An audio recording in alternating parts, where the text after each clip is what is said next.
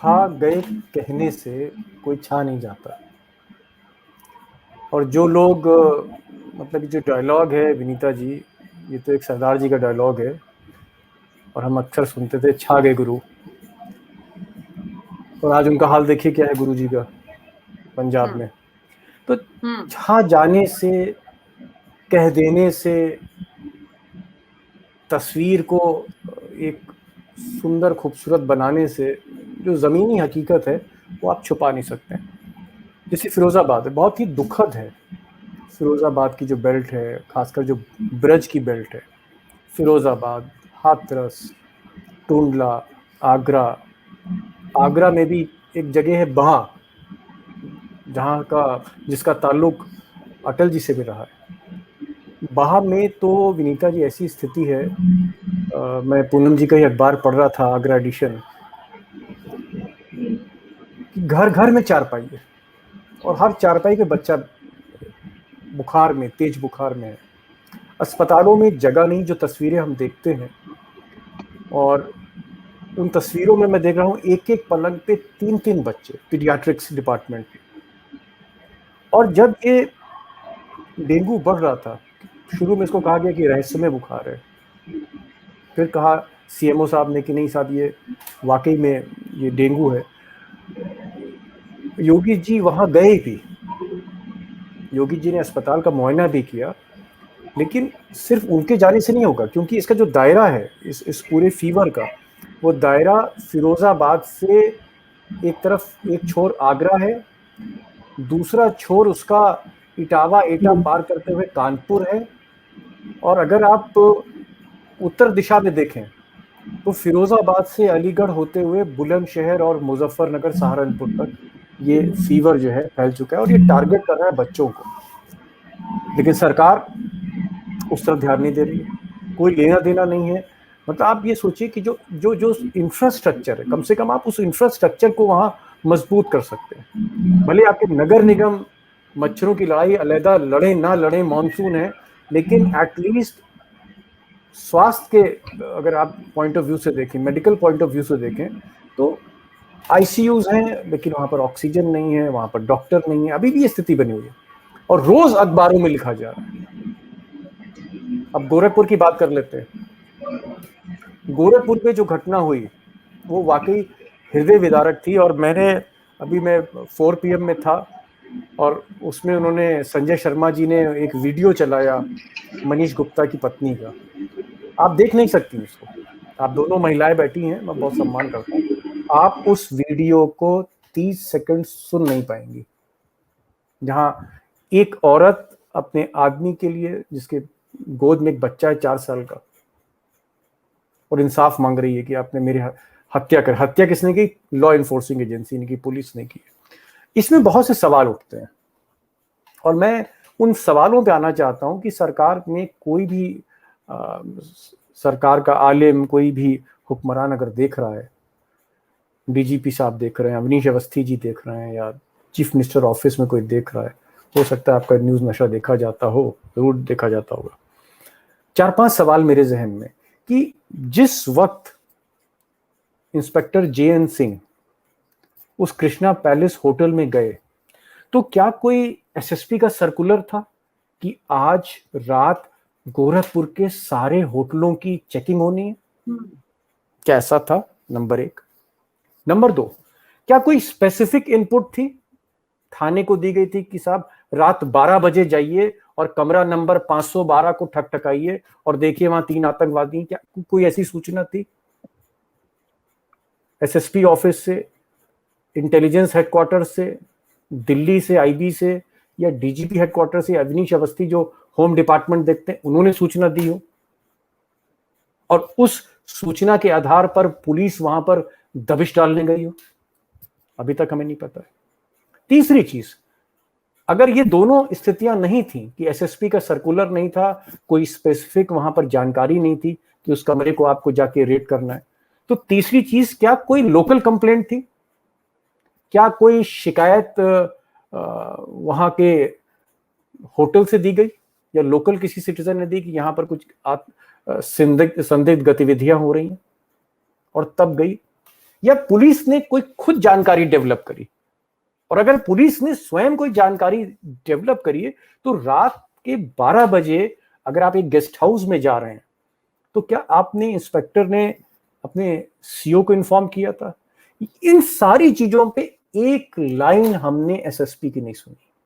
और एसएसपी का जो बयान, जो वीडियो देख रहा था, वो जो कैमरे पे बोल रहे थे, उनका ये कहना था कि उनको कुछ सूचना थी और जब वहां पर मैनेजर के साथ पुलिस वहां पर गई तो संभवतः जो मनीष गुप्ता थे वो उठे और पलंग से गिर गए और उनको हेड इंजरी हुई, उनकी डेथ हो गई। इतनी ऐसी घटना पे जहां सोशल मीडिया पे, बाकी मीडिया पे हर तरह से सवाल उठ रहे हो, वहां पर एक पुलिस कप्तान अगर इस तरह की बात कर रहा है तो इसका मतलब आप, सरकार जो है उसको कतई चिंता नहीं है।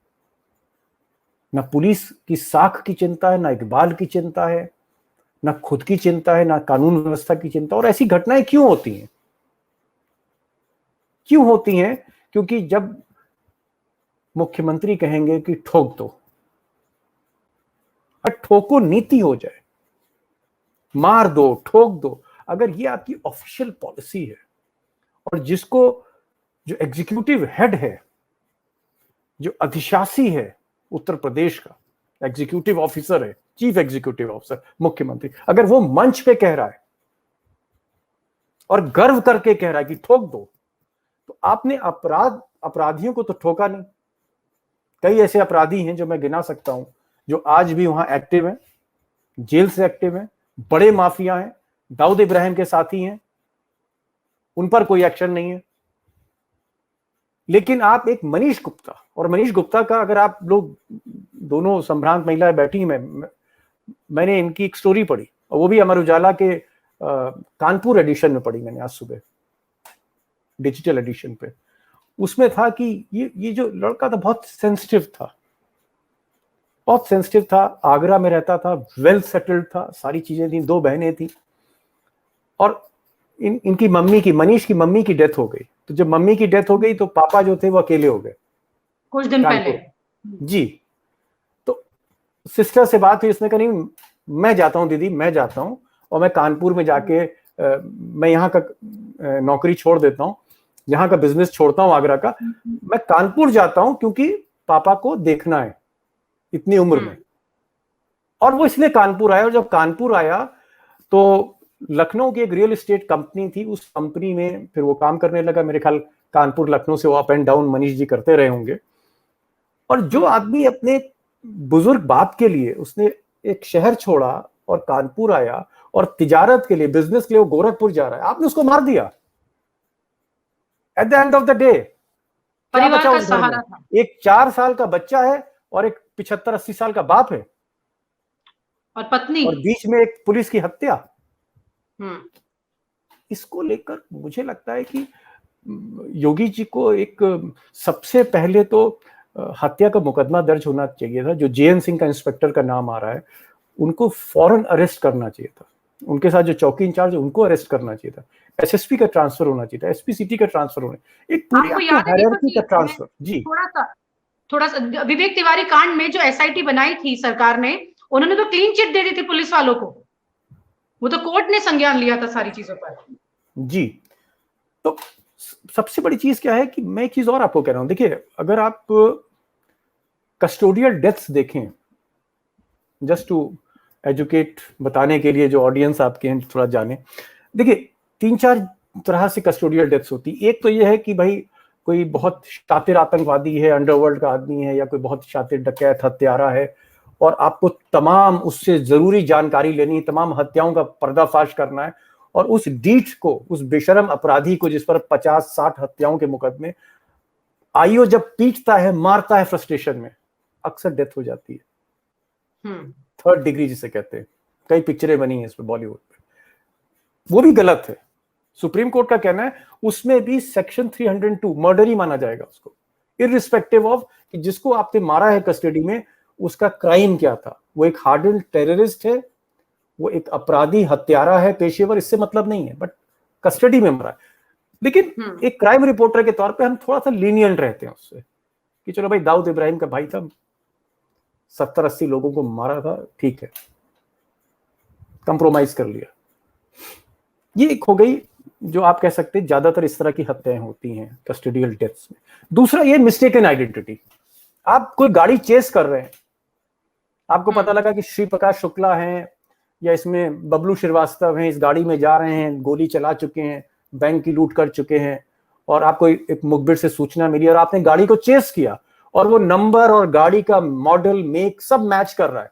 रात थी और उसी में जब फायरिंग हुई तो पता लगा कि मिस्टेकन आइडेंटिटी थी, इसमें बबलू श्रीवास्तव या श्री प्रकाश शुक्ला नहीं थे, इसमें तो कोई राम नरेश शुक्ला बैठे हुए थे।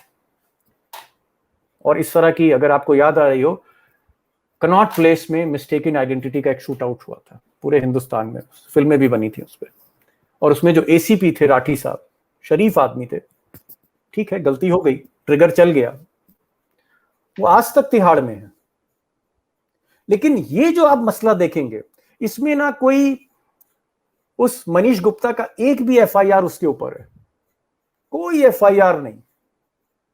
एक फैमिली पर्सन, एक बिजनेसमैन या बिजनेसमैन के लिए काम करने वाला रियल एस्टेट का एक ऑफिसर, एग्जीक्यूटिव, पारिवारिक आदमी, बिजनेस से जा रहा है, अपना आई कार्ड दिखा रहा है, सिर्फ उसने बहस करी। और मुझे लगता है कि जो मनीष गुप्ता की टेंडेंसी, बहुत लोगों में टेंडेंसी हो सकती है कि अगर आप रात के 2 बजे, 1:30 बजे, 12 बजे अगर कोई भी मेहमान है शहर में कोई मुसाफिर आया है और रात 12 बजे आप धड़धड़ाते घुसेंगे और कंबल से हटाएंगे उसका चेहरा या चादर से हटाएंगे और बदतमीजी से बात करेंगे, तो लोग यही कहेंगे कि क्या मैं आतंकवादी हूं, और वो भी आई कार्ड देखने के बाद। और इस झड़प पर आप इतना मारते हैं कि मौके पर मौत हो जा रही है। इसकी वजह मैं बता रहा हूं। इसकी वजह ये है, एक तो ये जो मैं कह रहा था JN सिंह, ये जो सिंह इज किंग है ना, ये जो एक माइंडसेट है यूपी में आज, सिंह इज किंग। अक्षय कुमार को तो हमने पर्दे पर देखा था जब मनमोहन सिंह के बारे में एक नॉशनल एक इंप्रेशन था, सिंह इज किंग। लेकिन उत्तर प्रदेश में जो JN सिंह टाइप के लोग हैं, या प्रयागराज में जो KP सिंह टाइप के लोग हैं, या बनारस के जेल में जो ब्रजेश सिंह टाइप के लोग हैं, ये जो सिंह इस किंग जो माइंडसेट आया है 2017 के बाद में, ये भाजपा का ये संस्कृति नहीं है, संघ की ये संस्कृति नहीं है। रज्जू भैया सालों साल, बरसों बरस इलाहाबाद के वो संघ के सरसंघ चालक रहे, चीफ रहे, वो भी तो सिंह थे, लेकिन उन्होंने कभी नहीं कहा मैं किंग हूं। ये भी एक माइंडसेट है। प्रयागराज के उस मंदिर में, उस मठ में KP सिंह पर सवालिया निशान लगता है और KP सिंह को बचाया जाता है। और आप हमसे जुड़े रहने के लिए सब्सक्राइब करें YouTube पर, फॉलो करें Twitter पर और लाइक करें Facebook पर। और ज्यादा जानकारी के लिए आपको टाइप करना होगा सिर्फ न्यूज़ नशा।